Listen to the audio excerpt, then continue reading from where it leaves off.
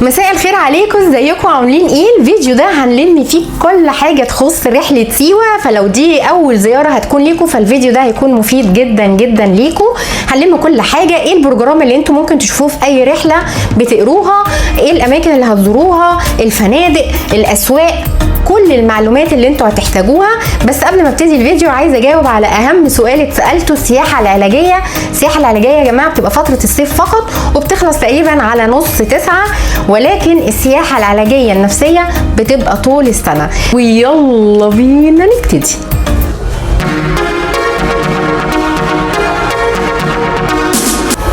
اول حاجه السفاري يا جماعه في اي رحله بتبقى اختياريه، بتتعمل بجيب وهي عباره عن كثبان رمليه بيطلع بالجيب زي ما هتشوفوها كده اهوت، والسعر بيختلف على اساس العربيه. طبعا كلهم بيبقوا جيب، ولكن على حسب كام عدد الافراد والتصاريح والحاجات دي في العربيه، فما تقدروش تظبطوها قوي السعر، بتختلف الاسعار. انما هي متعه، لكن اللي بيخاف بلاش. اللي يحب يجرب حاجه جديده لازم يجربها. السفاري هناك مختلف تماما عن اي سفاري في اي مكان تاني. زائد كمان ان هو كمان مش مجرد بس هي مغامره وخلاص، لا، ساعات كمان بتطلعوا مثلا على العصر او حاجه وبتقضوا طول الليل هناك، وبيتعمل شوي وبتتعمل حفله في الصحراء بشموع وحاجات لطيفه جدا. فهي بتبقى رحله حلوه قوي وتحفه يعني بجد. اللي ما بيخافش وما عندوش اي مشكله ولا اي حاجه لازم يروح يجربها. زائد كمان هناك في الميه الكبريتيه دي بتروحوا بتنزلوها، بيقال انها بتشفي من امراض كتير، ولكن هي كفايه بس وجودها في المكان والمنظر الجميل ده يكفي ان انتوا تجربوا الرحله ديت. بجد تحفه. انا شخصيا اتبسطت جدا وصرخت كتير جدا، انما طلعت طاقه بقى رهيبه. جربوها وبيقولوا لي احساسكم بيها كان عامل ازاي.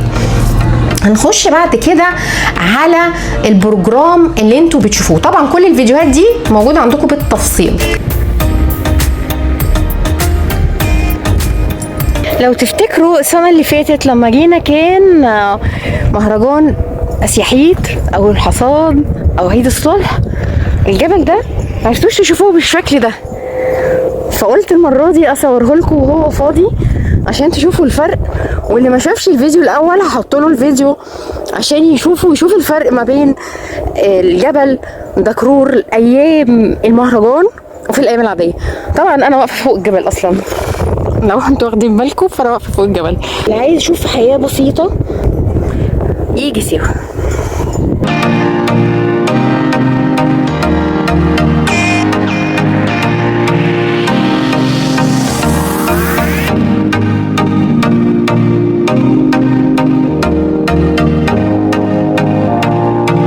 المرة اللي فاتت برضو جيت هنا البحيرات الملح اللي مشهورة بيها جدا سيوة، ولو بس ما جيتش في سيوة الا البحيرات دي فهجيها 1000 مرة ومرة. مكان مفيش احلى من كده ومفيش اجمل من كده، مكان ما اعتقدش ان فيه في العالم مكان زيه. كل التلال اللي انتوا شايفينها دي عبارة عن تلال ملح، كلها ملح. حتى اللي لونه غامق ده ملح قبل ما يتكرر وقبل ما يتصفى. الابيض الاسفلت اللي بتمشي عليه العربيات او الارض اللي ماشيه عليها العربيات ملح. البحيرات دي لما بيطلع منها الملح فبتعمل شويه منظر البحيرات ديت، ده ملح. بصوا تحت اهو ملح، كل المنطقه ملح، مسافه كبيره قوي عبارة عن تلال من الملح.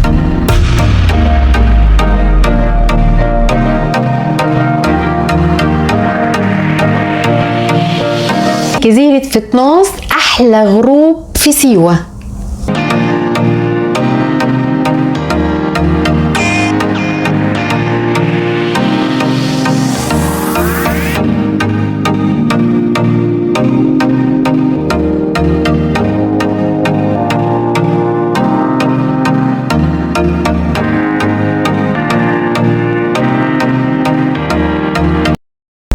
بصوا بقى الغروب عامل ازاي، تحفة، احلى غروب في الدنيا من هناك.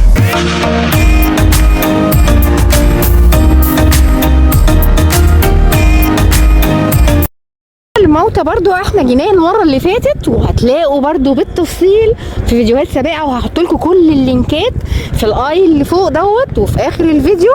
ولكن برضو ما كانش ينفع ان انا اجي سيوه من غير ما اجي كل الحاجات الحلوه اللي انا جيتها وعجبتني. جبل الموتى كل حكايته وقصته وليه كان اسمه جبل الموتى في الفيديو اللي انا بقول لكم عليه، وهتلاقوه في الاي فوق.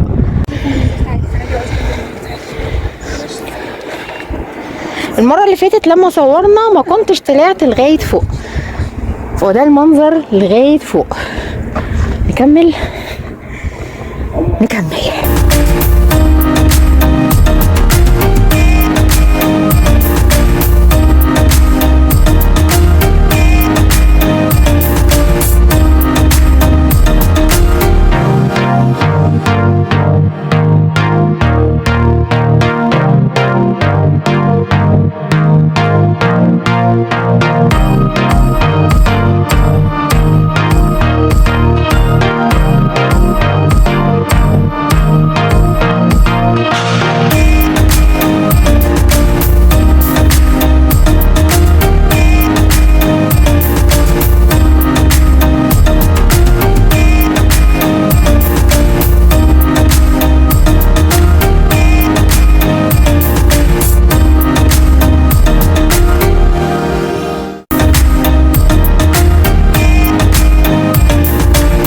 اباجورات الملح وجمال اباجورات الملح، اكتر حد هناك انا بحب اروح نجيب من عنده عم عيسى. عم عيسى زي ما انتم شايفين كده احلى اباجورات ملح بتتعمل عنده، وهو ده المكان اللي بتتعمل فيه الاباجورات نفسها. وهم دلوقتي كمان يعني عاملين اشكال زي ما انتم شايفين كده جديده وبيبتكروا، والمنظر بصراحه تحفه، يعني ممكن تتحط فعلا كتحفه في بيوتكم. زائد طبعا فوائد الجميله للملح في البيت، والطاقه ان هو بيشد الطاقه السلبيه اصلا، فدي حاجه لطيفه يعني. وزي ما انتم شايفين الاشكال كتيره جدا، وعاملين كمان قوالب كده اللي بتبقى فواحات عشان لو حد عايز يستخدمها كفواحه. تحفه يعني. اوعوا حد يروح سيوه وما يجيبش، وهتفصلوا برضو في السعر يعني ما بيني وبينكم، هفصلوا. المكان بقى اللي بيطلعنا على قلعه شالي اللي برضو احنا صورناها السنة اللي فاتت وفيها كل التفاصيل، فمش هنصورها تاني، بس كان لازم برضو اجي عشان اعمل شوبينج هنا في شالي.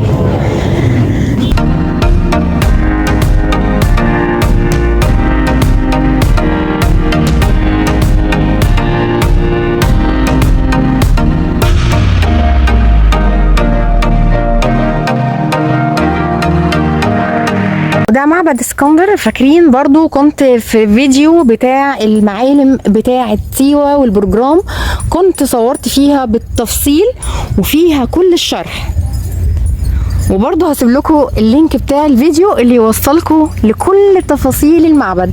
بس كنت برضو لازم اجي واشوفه، لان الحاجات دي ما بيتزهقش منها ابدا.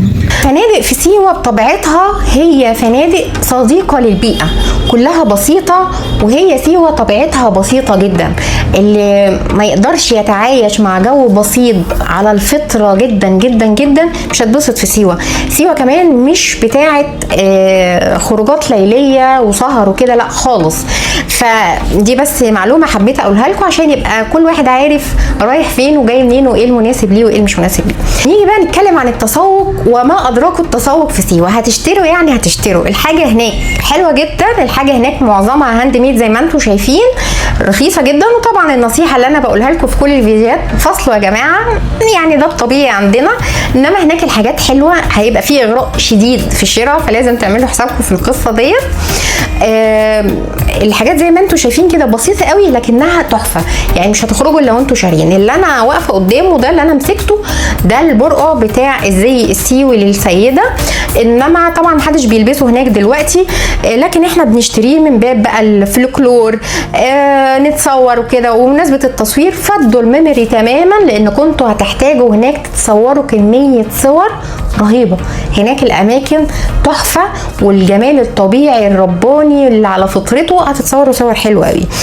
انما بقى المكان اللي انتوا هتشتروا منه شراء وهتتدبسوا جامد يعني شارع السوق اللي هو ده هناك. هم تقريبا كلهم نفس الحاجه، بيبيعوا نفس الحاجه تقريبا، نفس الاسعار، كل واحد بقى وشطارته في الفصال.